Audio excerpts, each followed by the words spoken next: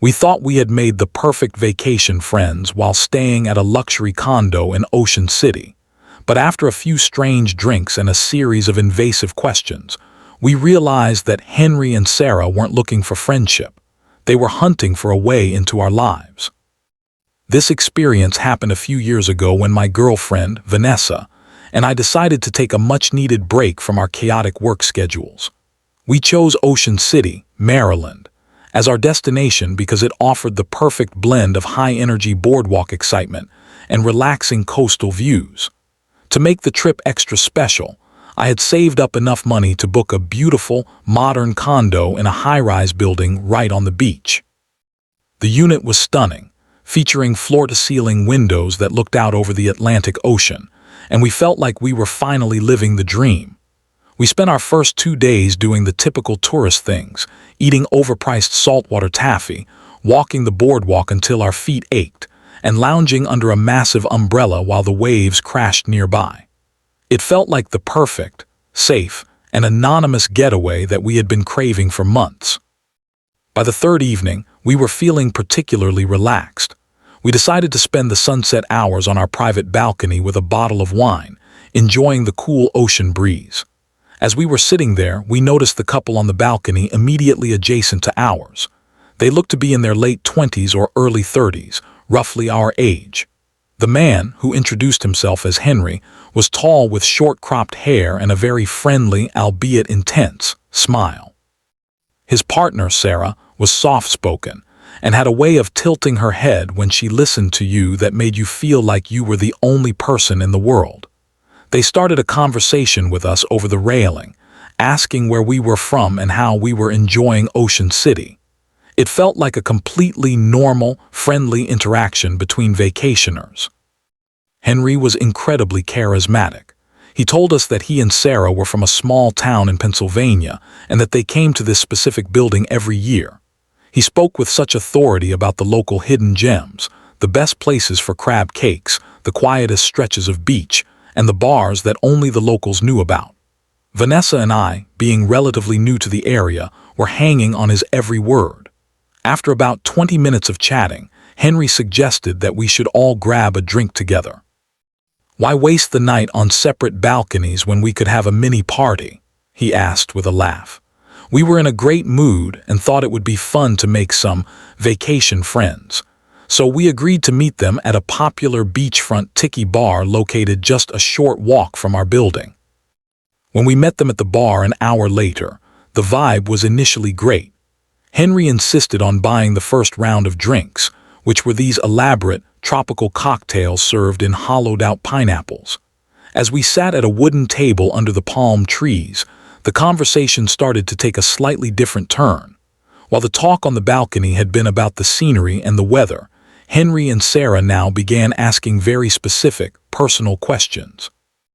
They wanted to know exactly what I did for a living, how long Vanessa and I had been together, and even which floor and room number we were staying in, even though they already knew we were their neighbors. At first, I brushed it off as them just being inquisitive or perhaps a bit socially awkward.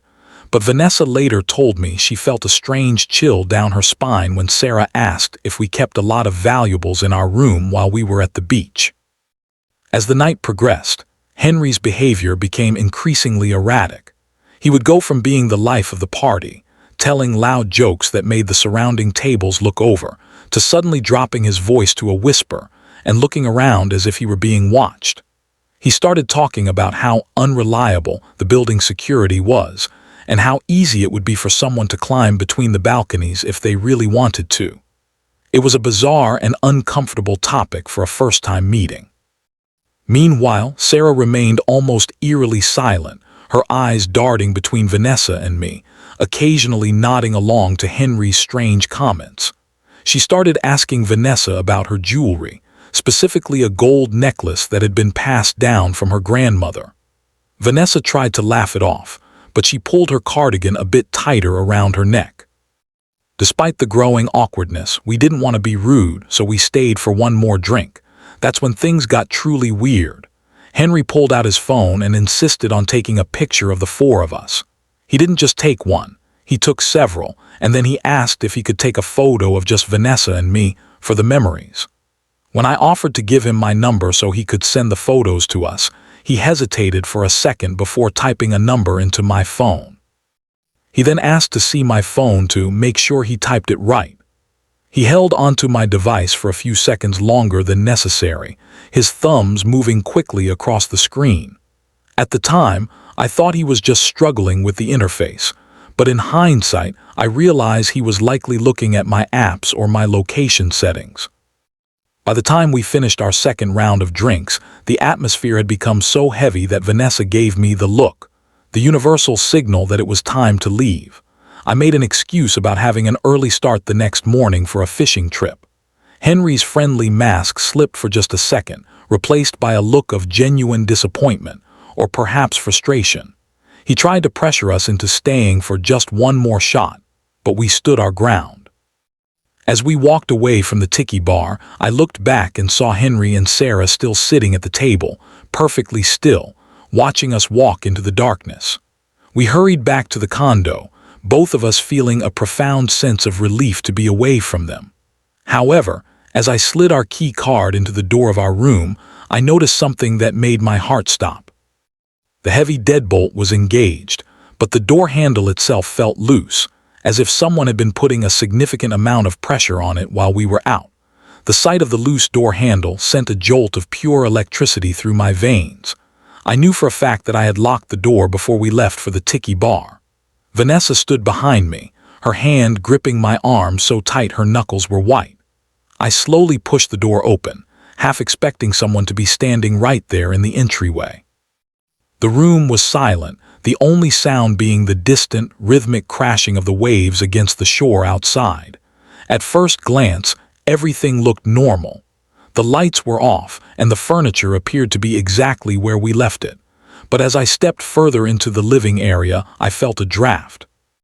The heavy sliding glass door leading to the balcony, the one that sat right next to Henry and Sarah's balcony, was standing wide open, the sheer curtains fluttering in the wind like ghosts.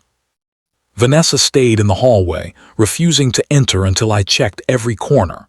I grabbed a heavy glass decorative bowl from the counter, the only weapon I could find, and moved toward the bedroom. That's when the reality of the situation hit me.